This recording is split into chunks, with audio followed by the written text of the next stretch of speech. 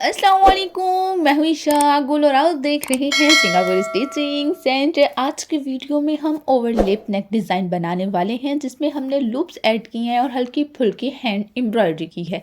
तो ये सब मैं आपके साथ शेयर करने वाली हूँ इस वीडियो में, तो वीडियो मुकम्मल देखिएगा। चलिए वीडियो शुरू करते हैं। सबसे पहले हम अपना नेक कटिंग करेंगे। मैंने वी नेक कटिंग किया है, अगर आप चाहें तो वी यू भी कटिंग कर सकते हैं। वी यू कटिंग कैसे करें ये मैं अपनी एक वीडियो में बता चुकी हूँ। बहुत सारे नेक कटिंग करने का तरीका बता चुकी हूँ, शेयर कर चुकी हूँ, तो आप वो वीडियो देख सकते हैं। आपको एंड स्क्रीन पर उसका लिंक मिल जाएगा। मैंने जो नेक की चौड़ाई थी वो 3 इंच रखी, यानी कि 6 इंच, और जो लंबाई थी वो 6.5 रखी। आप चाहें तो कम और ज़्यादा भी कर सकते हैं, ये स्टैंडर्ड साइज़ है। और हमने अब नेक का बाहर वाली लाइन भी, यानी कि बाउंड्री लाइन भी खींच ली है। और सबसे पहले हम बाउंड्री लाइन कटिंग करेंगे। ये एक टिप है कि अगर आप कोई भी डिज़ाइन कटिंग कर रहे हैं, नेक कटिंग कर रहे हैं, एप्लिक कटिंग कर रहे हैं, कुछ भी कटिंग कर रहे हैं, तो सबसे पहले बाहर वाली लाइन कटिंग करते हैं। उससे हमेशा नीटनेस आती है। उसके बाद ये रूलर मिल जाता है, आप भी अगर ले लेंगे तो आपको भी बहुत आसानी हो जाएगी। मार्केट से बहुत आसानी से मिल जाता है। 5 की पट्टियाँ हों, किसी भी डिज़ाइनिंग में सीधी पट्टियाँ इस्तेमाल करनी हो तो ये रूलर बहुत काम आता है।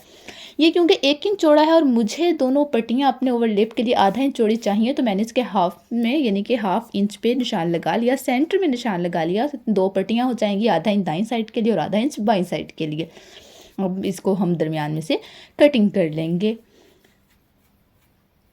अब हम इसे इस्तेमाल करेंगे अपने ओवरलेप के लिए। मैं पहले इसको पैमाइश कर दूंगी कि मुझे इतनी तकरीबन दाईं साइड की पट्टी चाहिए और इतनी बाईं साइड की चाहिए। ये मैंने थोड़ी सी लंबी कटिंग की है दाईं साइड वाली, ताकि हमें किसी किस्म का कोई मसला ना हो। बाद में हम बाकी इसको छोटा कर लेंगे। दोनों पट्टियाँ तैयार हैं। हमने अपना गला चिपका लिया बिल्कुल सेंटर में, और जो ओवरलेप के लिए पट्टियाँ थी वो भी हमने कपड़े पर चिपका ली हैं। हमने एक पैर दाईं साइड पे छोड़ना है, एक पैर बाईं साइड पे छोड़ना है ओवरलेप के लिए, जो हमने पट्टियाँ तैयार करनी है। और दोनों की तरफ से हमने कच्चा कर लेना है। ये देखिए, छोटी और बड़ी दोनों पट्टियाँ तैयार हो चुकी हैं। जो बड़ी पट्टी थी वो मैंने तकरीबन 15-16 इंच लंबी कटिंग की थी, क्योंकि उसने नेक के साथ साथ आना था और उसके बाद नीचे की तरफ आना था। तो मैंने नीचे की लंबाई और नेक के साथ साथ की लंबाई पैमाइश करके तकरीबन 15-16 इंच कटिंग की। इसके बाद हम अपना नेक बनाएंगे। इसके नीचे हम अपना रफ कपड़ा रखेंगे, मतलब कि हमारे पास जो चकोर फालतू पीस होगा हम वो रखेंगे और अपना नेक तैयार करेंगे। हमने सिलाई लगा लेनी है। कपड़ा मैं नीचे रख चुकी हूँ और ये सिलाई भी मुकम्मल कर ली। सिलाई लगाने का ट्रिप ये है कि आपने चेपी बुकरम के बिल्कुल साथ साथ लगानी है सिलाई, ना तो चेपी बुकरम के ऊपर चढ़े ना ही बहुत दूर हो। और वी कट में लाजमी कट लगाना है, जहाँ पे वी है फिर बहुत सफाई से ये फोल्ड हो जाता है। अब आप देखिए, जैसे मैं निशान लगा रही हूँ, अगर आप ऐसे निशान लगाएंगे तो आपको एक्स्ट्रा कपड़ा रिमूव करने में बहुत आसानी हो जाएगी। अब जहाँ पे चौक का निशान है वहाँ पे हमने कटिंग नहीं करना, आधा इंच छोड़कर कटिंग करना है। आधा इंच इसलिए छोड़ना है क्योंकि ये सिलाई का मार्जिन है। तो अब ये देखिए, अब हमने इसको फोल्ड करके तरपाई नहीं करना, नॉर्मली जैसे हम तरपाई कर लेते हैं, क्योंकि हमने तो अपनी पट्टियाँ ऐड करनी है। और इसको फोल्ड करके तरपाई करने से पहले हम अपनी ओवरलेप की पट्टियाँ लगा लेंगे। तो ये देखिए, अब मैं पैमाइश मैंने मुकम्मल तौर पे कर ली है कि मुझे जहाँ पे सेंटर की क्रीज़ है ना, मुझे वहाँ तक ही बस ये पट्टी चाहिए।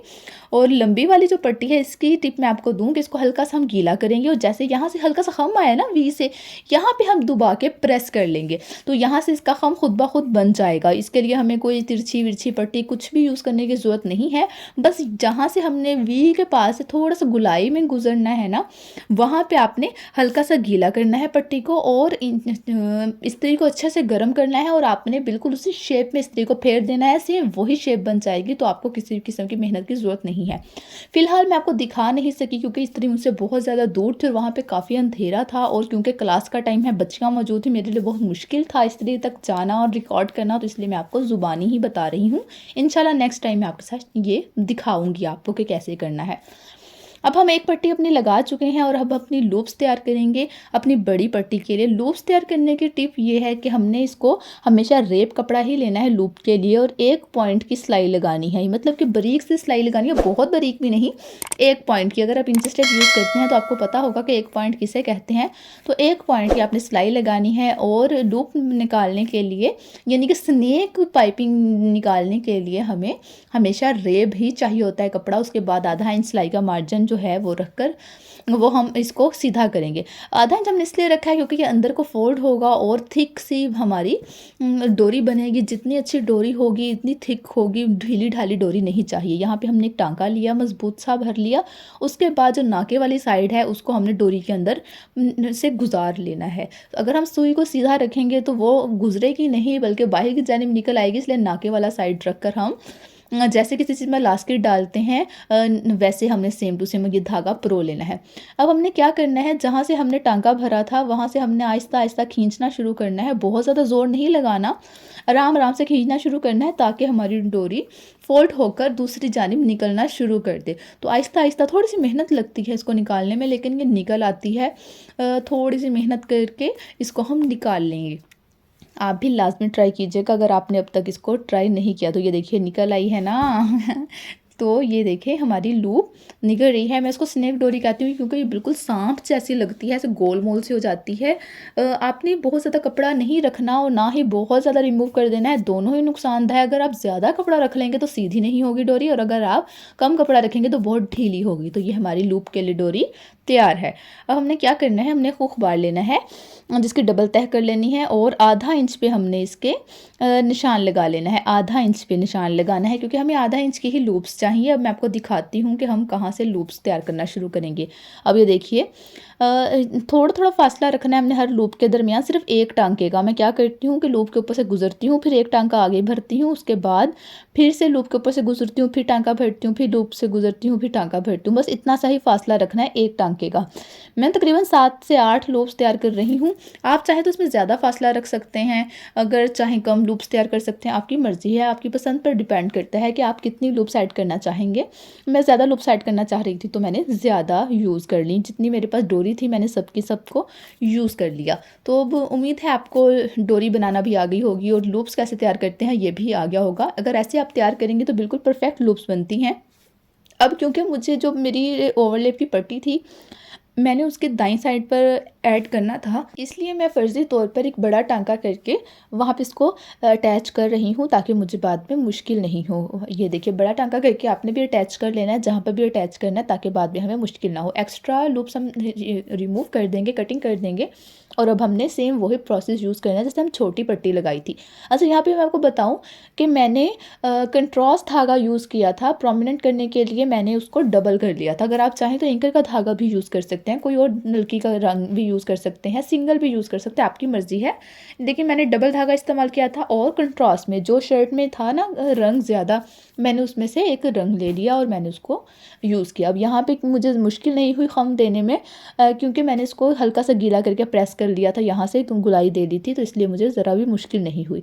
अब यहाँ पे आपको बता दूँ ये जो पट्टी है ये बिल्कुल क्रीज़ के ऊपर आनी चाहिए, यानी कि बिल्कुल हमारी शर्ट के सेंटर में आनी चाहिए। मैं तो डायरेक्ट लगा रही हूँ, लेकिन अगर आपको शक हो कि आपसे कवर नहीं होगी, बिल्कुल सेंटर में नहीं आएगी, तो आप क्या कीजिएगा कि आप इसको सुई धागे की मदद से कच्चा कर लीजिएगा। उससे बहुत आसानी हो जाती है और अपने मरकज़ से हिलती भी नहीं है पट्टी। तो ये देखिए हमारा नेक बहुत ही आसानी के साथ तैयार हो रहा है। जो आप चाहें तो नीचे से बिल्कुल चौकोर पट्टी रख सकते हैं। मैंने इसको हल्का सा वी शेप में दे दिया था, अपनी मर्ज़ी होती है। आप चाहें तो वी सी शेप दे दें एंड से, अगर आप चाहें तो बिल्कुल चौकोर दे दें, आपकी मर्ज़ी है। आप जैसे पसंद करें वैसा आप कर सकते हैं। तो ये देखें नीचे की जानिब बिल्कुल भी कपड़ा इकट्ठा नहीं होने देना, बिल्कुल एक जैसा एक बिल्कुल स्ट्रेट अच्छे से पट्टी आनी चाहिए आपकी, इस किस्म की कोई गलती नहीं करनी। और सबसे बड़ी बात टांका बिल्कुल बराबर रखना है। ये नहीं करना कि टांका बहुत बारीक हो। टांका बारीक होने से ये होता है कि कपड़े को बहुत नुकसान हो जाता है, कपड़ा बहुत इकट्ठा होने लग जाता है और कभी कभार फट भी जाता है। और ना तो आपने टांका बहुत बड़ा रखना है। टांका बड़ा रखने का नुकसान ये है कि जब हम शर्ट को कपड़ों को धोते हैं तो वो जल्दी ख़राब हो जाता है, जल्दी टूट जाता है। तो इसलिए बिल्कुल नॉर्मल सा टांका रखना है। मैं अपनी हर वीडियो में ये बात दोहराती हूँ, तो आप लोगों ने इस बात को नोट कर लेना है कि हमेशा टांका नॉर्मल रखना है। अब ये मैं एक पैर की सिलाई लगा रही हूँ, टोटली ऑप्शनल है। अगर आप चाहें तो एक पैर की सिलाई भी लगा सकते हैं, सिर्फ एक साइड पे लगा रही हूँ, चाहे तो ना रहने दीजिए, ना ये अच्छी लगती है। अब हमने अपने गले का जो कपड़ा था वो पीछे की जाने फोल्ड कर देना है और इसको तरपाई कर लेनी है, यानी कि अब तरपाई हम अब करेंगे। और उसके बाद हम हल्की फुल्की से हैंड एम्ब्रॉयडरी करेंगे, बहुत ही आसान है। ये आपको टांका भरना सिखा देती हूँ। या आप और से देखिएगा कितना आसान है। 2 से 3 पॉइंट दूर जाकर हमने ये देखिए यहाँ से 1 पॉइंट नीचे की जानिब से धागा परोना है कि बहुत ही आसान तरीका है। अगर आप चाहें तो करें, चाहें तो रहने दें, आपकी मर्ज़ी है। तो देखिए कितने आसानी के साथ हमने आज का गला बना लिया। ओवरलिप कितनी आसानी के साथ बन जाता है। उम्मीद है आपको ये नेक डिज़ाइन अच्छा लगा होगा। अगर आपको वीडियो अच्छी लगी है तो मेरी वीडियो को लाइक कर दीजिए। अगर आपने अभी तक चैनल सब्सक्राइब नहीं किया तो चैनल को सब्सक्राइब कर लीजिए भाई, क्यों नहीं किया अभी तक। वीडियो को लाइक कर दीजिए, चैनल को सब्सक्राइब कर दीजिए, बेल आइकन प्रेस करना तो बिल्कुल मत भूलिएगा, क्योंकि बेल आइकन प्रेस करने का फ़ायदा ये है मेरी हर आने वाली नई वीडियो सबसे पहले आप तक पहुंचेगी। अगर आपको ये वीडियो अच्छी लगी है तो दोस्तों के साथ भी शेयर कर दिया करें, ताकि जिन्हें सिलाई में इंटरेस्ट है उनका भी भला हो जाए, उन तक भी ये डिज़ाइन पहुँच जाए। इसके अलावा और नए डिज़ाइन सीखने के लिए आप मेरे चैनल का विज़िट कर सकते हैं। मिलते हैं नई वीडियो में, तब तक के लिए अल्लाह हाफिज़।